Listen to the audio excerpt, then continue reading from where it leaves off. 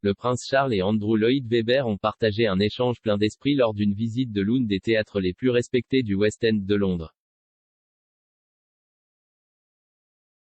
Mercredi, le prince de Galles et la duchesse de Cornouailles ont visité le théâtre Royal Drury Lane pour présenter la rénovation de 60 millions de livres sterling récemment achevée. Le théâtre possède désormais la plus grande scène de Londres.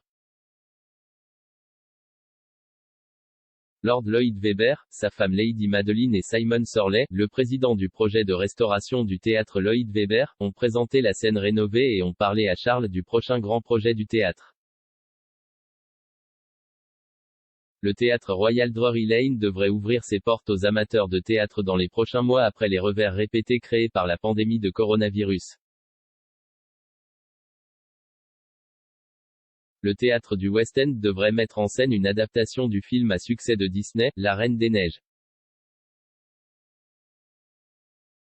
S'arrêtant dans l'auditorium du théâtre pour assister aux rénovations, Charles a demandé quand la pièce inspirée de Disney était susceptible d'ouvrir. Lord Lloyd Webber a plaisanté, probablement 2040. Le prince Charles a répliqué, c'est ce que nous appelons mettre sur la glace. Charles et Camilla ont ensuite pris un thé rapide sur le balcon avant de dévoiler une plaque commémorative des rénovations récemment terminées. Plus tôt ce mois-ci, le compositeur de théâtre acclamé a déclaré qu'il ouvrirait l'un de ses théâtres le 21 juin, même si les restrictions de la 4e étape de Covid n'étaient pas levées. Il a ajouté qu'il était prêt à être arrêté si la police intervenait et a averti qu'il envisagerait une action en justice contre le gouvernement si les théâtres n'étaient pas autorisés à rouvrir à pleine capacité. Il a depuis fait volte-face sur sa position pour rouvrir de force à pleine capacité, acceptant la limite légale de 50%.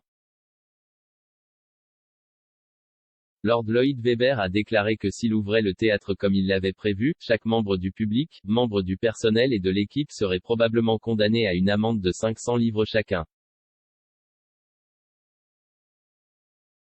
Il a déclaré, si l'NY avec moi, je risquerais volontiers une arrestation et des amendes pour prendre position et ramener l'industrie de la musique live et du théâtre à toutes les capacités dont nous avons désespérément besoin. En réponse aux protestations de Lord Lloyd Webber, le Premier ministre a offert aux compositeurs la possibilité de créer une représentation de Cendrillon dans le cadre d'un projet pilote visant à réintroduire le public dans des salles de concert. Cependant, Lord Lloyd Webber a rejeté les propositions de M. Johnson, affirmant que l'industrie du théâtre avait été traitée comme une réflexion après coup et sous-évaluée.